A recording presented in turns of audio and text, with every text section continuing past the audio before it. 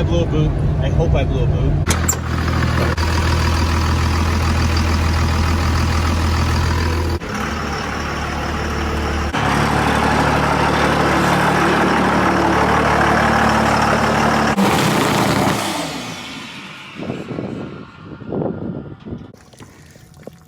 Oh man, what did I do? Oh no. Yeah. So that burnout, it looks like I just lifted the head. Welcome back everybody to another awesome episode on the channel. Today, I'm gonna show you guys my journey as I go pick up the Dodge Cummins after I blew it up. But you guys are probably wondering what's going on with the Duramax ripsaw. I'm staying in pretty close contact with the guys down there, and from what I'm hearing, the guy does not want to part with the ripsaw, so I'm really sad about it. I mean, worst case scenario, I go back down to Indiana, pick it up, load it up on my gooseneck, haul it back up here to Michigan, and do a R&R transmission swap, turbo swap, do all kinds of really cool mods to the engine, and of course go ahead and just tear it up, make sure everything's good to go, and bring it back to the owner so we can make some awesome content with that ripsaw. I mean, of course I'm not going to drop the ball on that ripsaw. If there is an opportunity where I could purchase a used one somewhere different, I definitely will. So I am looking, but man, they're expensive. I was kind of hoping I can get a better deal on something like that because, of course, I mean, it's pretty much just bare bones. It'd be a lot of fun to build. One more thing, if you guys want to support the channel, pick up a t-shirt, Duramax shirts, Cummins, decals, key tags, of course, lift pumps, and all kinds of awesome PPE goodies like tie rods. You guys can also use my discount code TruckMaster10, and I'll get that stuff shipped out to you ASAP. Without further ado, let's go ahead and head over to Dirty Diamond Diesel's Performance Shop, and let's go ahead and see what he has in store for the Cummins. But if you're just stopping by, I built this truck from the ground up. The timing was all out of whack. We have 2 turbos on that thing, bottom end's fully built. It's always good to have good friends that can dial that stuff in for me and then get it back to me. So I really do appreciate those guys.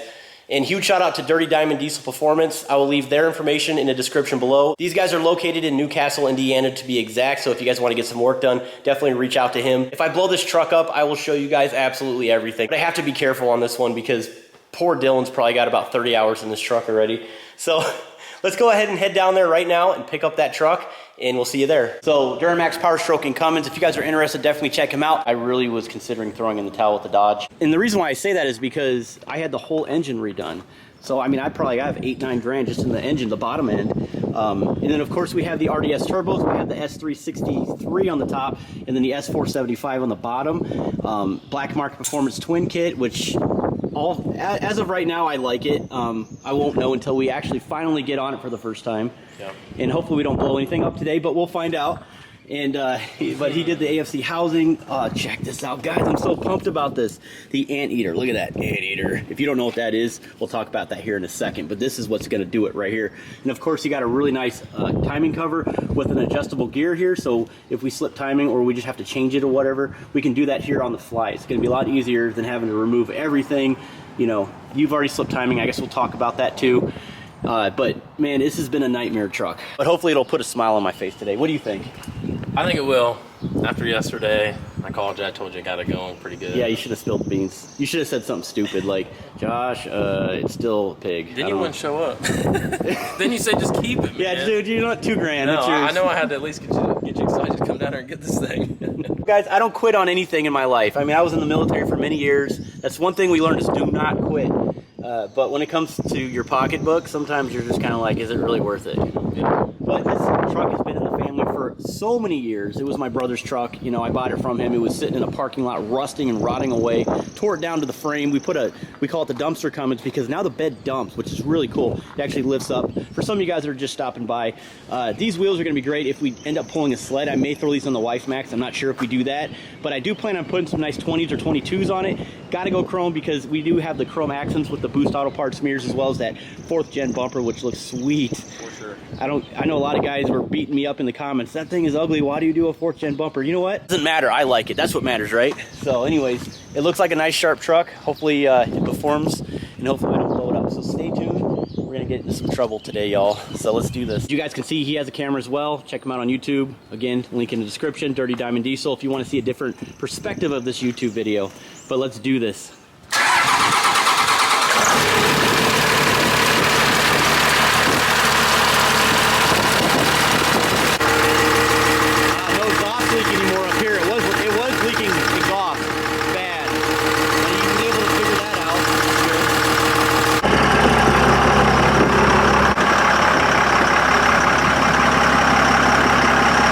sounds so good. If you heard it in person when I first had everything done, it was super loud. So it's definitely quieted down a lot. So let's go ahead and get in the truck and listen to this thing. Whoa, she gonna get rowdy. Being my first Cummins, man, I'm pretty pumped about this. Kind of touchy. Like touchy. Yeah. Like, wow.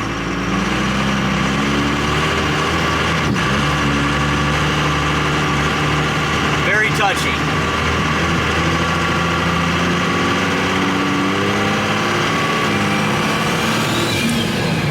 Oh my goodness. Oh man. Turn right? You can honestly just go straight. What's up with the hard jerks? That's the tuning. So we have a base file tune loading in it right now. We'll put a different one in it. Yeah. I wanted to save some of that for the video. I can tell you we need new injectors. Yeah, I think it needs 7 injectors. Yeah.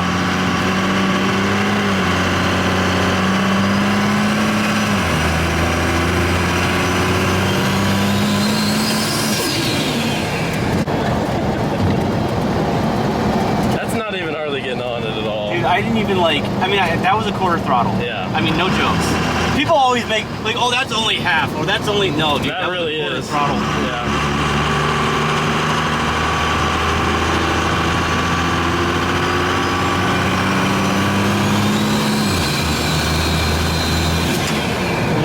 Oh, my goodness. Dude, she moves. If you push that tune button there, you have different tunes. Oh, so I'm on tune 1 right now. So, dude, we're partying. All right, let's go.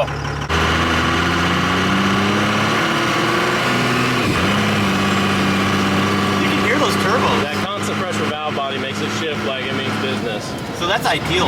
Yeah.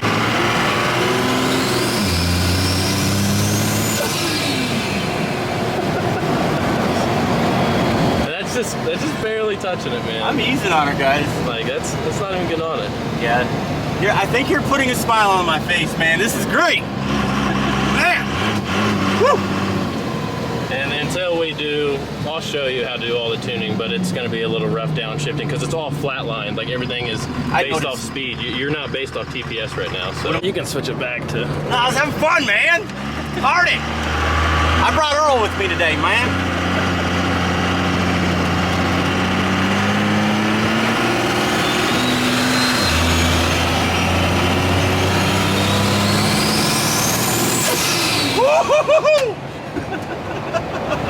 You didn't get on it that hard, did you? No, I haven't got on it this hard. Oh my goodness, I'm so worried right now. No, I am too. I don't know why I'm worried. I know I'm worried. Because it's already broke before. We're trying to avoid it. Well, I can see why Cummins guys enjoy these trucks, man. They're so cool. This isn't common rail. This isn't high pressure fuel. Yeah. You know? Dude, this is like... Mechanical injection will rise again, brother. This is like whistle and diesel country out here, guys. I'm telling you. Look at this. Yeah. It's just wide open. Indiana. We got lots of fields. Corn and beans. Love it. You have to come down here in the summertime and see all the fields with 6-foot tall corn everywhere. Oh, that's awesome. Yeah, man, this is a lot of fun. I'm really happy that you did all this work, man. I know we still got a lot more yet to do today, but you're right. Yeah, man, this is so cool. That's quarter. That's quarter. Dude, oh man, that's in tune 1 too. Yeah. Yeah, she's a little smoky. I mean, I'm laying it down. Next one.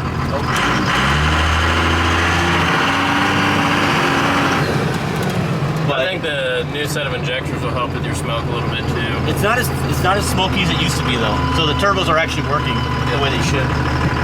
Awesome, man. That was fun. I'm excited. So what do you think? I like it a lot. You like? I like it a lot. Yeah. It's different. It's definitely different. Yeah, this guy, man, you're not used to P-pump stuff. I'm not used to any of He's this sitting stuff. there I'm a dude. Jumping around. I'm a Duramax guy. Fly by wire, right? Yeah. The throttle cable thing really gets some people. They're not used to it. And dude, it's even worse. Honestly, with the automatic, you at least have that converter. But in a manual truck, whenever you turn these P-pumps up, they get so bouncy. Sometimes it'll literally like jerk you around like you're on a 0-turn lawnmower. Overall, guys, I would say that the Life Max would spank this truck, but I think top end right now, this truck would get it on the end. LB7 Duramax, my wife's truck. It's a pretty nice setup.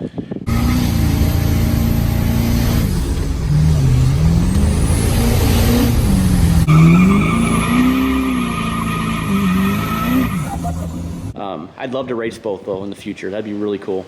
Yeah, I'd say the White Max probably still take the cake on that, just because it's just off common the get. rail and it's. But just off the gate, I truly believe that since this truck has 2 turbos in it, on the top end, like say at a quarter-mile track, this thing would probably walk on it at the very end. I could see that happening. I wouldn't be surprised, but I know how that Wife Max is. I've seen it dirt drag, it rips. It breaks stuff. Yeah. I was actually thinking about doing a Duramax swap. Oh, in a second. That's gross. Hey, man. You know what? Yeah, see? I'm big you see the reaction? You see the reaction right here? Man, that's a hot button, man. I Duramax swapped my 2nd gen Dodge.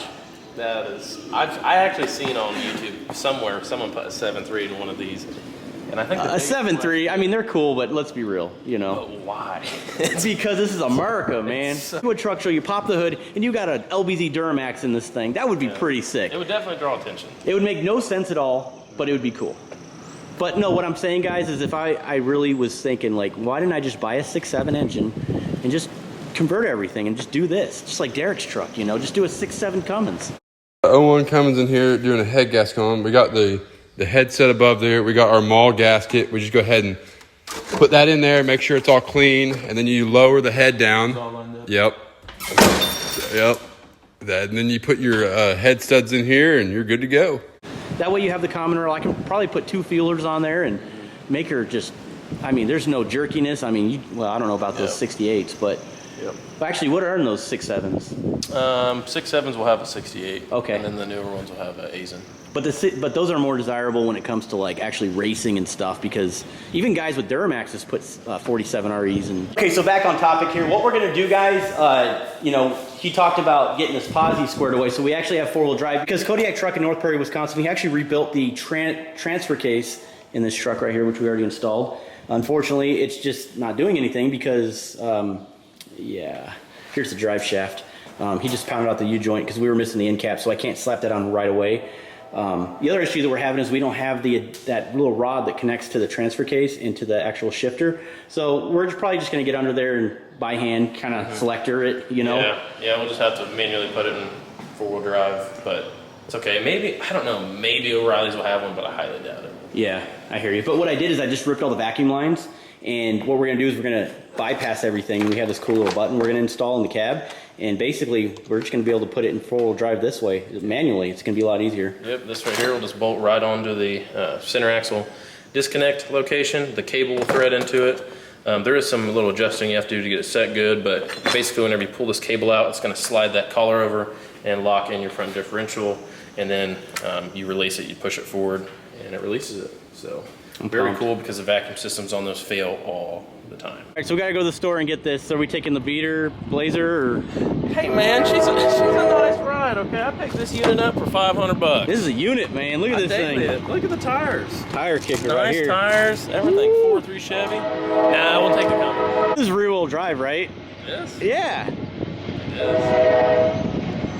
No. You know she gets rowdy. Climb on into a real truck, my friend. Yeah, whatever. I bet you my Missions Intact L5P would spank your truck. Yeah, you know what? We'll just have to see.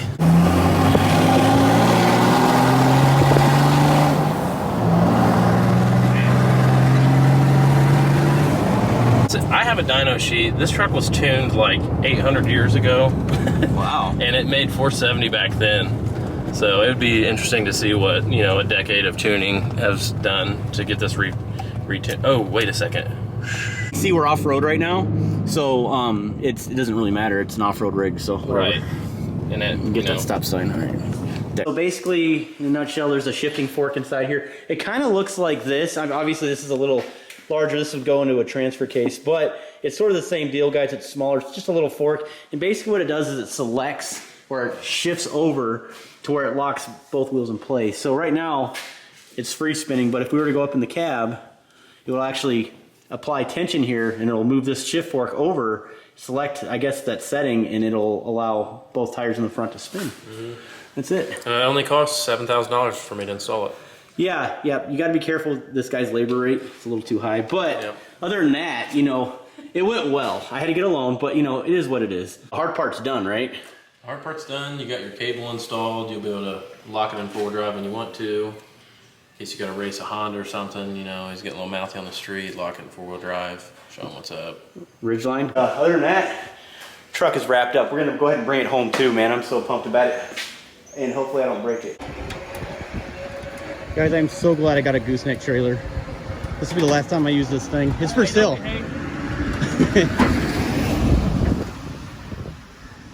I'm selling this trailer, guys. It's gone. It's bye-bye. Okay, deal. Can't thank you enough, man. Not a problem, man. I really appreciate you actually bringing it all the way down here again. Drive it a couple thousand miles, retorque that head again. Be easy on it for a while, and then you can really start putting the beans. I'm gonna break it. Enjoy it. I mean, you'll all break it. All right, we'll see you guys. We're gonna head to the house right now. You'll end up breaking it.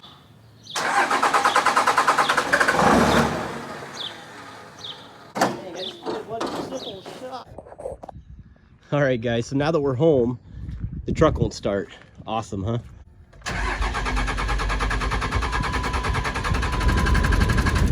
Nothing. So what Dylan told me, he said that he actually had the same issue.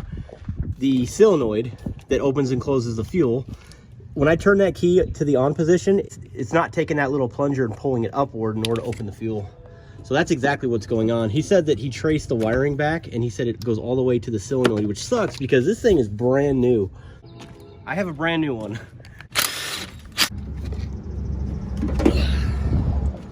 It seems to be fine. Watch it not be the problem. I almost wonder if I plug this in and just turn the key, if that opens. Let me see. It doesn't. Maybe I should have tested that before I pulled it off. It doesn't open. That sucks. That was a waste of money. If I took this, oh, it does clip in. Okay, they're probably both good. I'm doing this for no reason. So we had the solenoid ran to my ignition. I had this thing ran directly to my battery to a toggle switch to turn the fuel on and off. So I think I may have to go back to that system. All right, let's see what happens. I'm gonna put it in neutral and roll down this hill though. Well, don't get out. Really, Earl?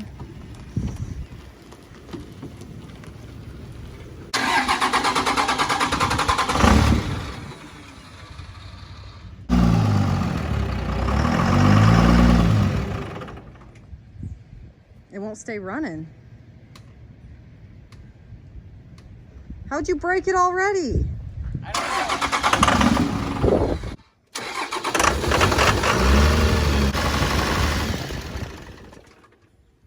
Okay, so what it looks like to me is when I start it, I go ahead and just keep my foot on the throttle just a little bit to keep it open, and it'll stay running if I do that. But once I let off the gas, it just cuts off completely.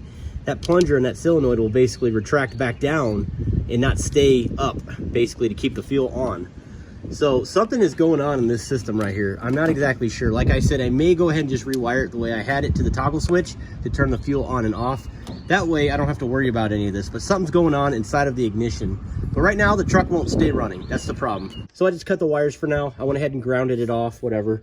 And if you guys can see, I'm gonna go ahead and just take this right here and plug it right here. As you guys can see, it does open. I'm just gonna go ahead and connect this to the battery for now. That way I can actually drive it back in the garage. And then we'll go ahead and close this video out. I'll figure this out later.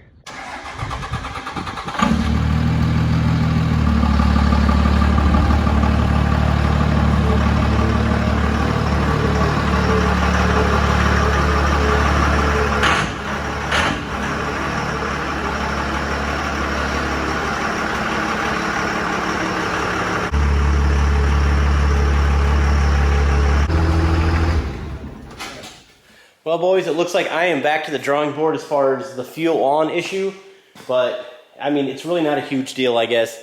It's just wires. I'm sure I can figure it out. Something's going on with that ignition. I don't know what it is, but it is an old truck. So again, I'm sure I'll figure this out myself. It's really not a huge deal, but it's just, you know, it always just figures for me, right? But you know what, guys? We're gonna go ahead and get back to some old Duramax content, so make sure you stay tuned. I got some pretty interesting things to explain to you guys with the LMM. The Facebook Marketplace deal that went south. Of course, I'm gonna keep you guys posted. If in fact, I actually get my hands on that ripsaw again. Thank you guys so much for your support. We'll see you on the next one. Stay tuned.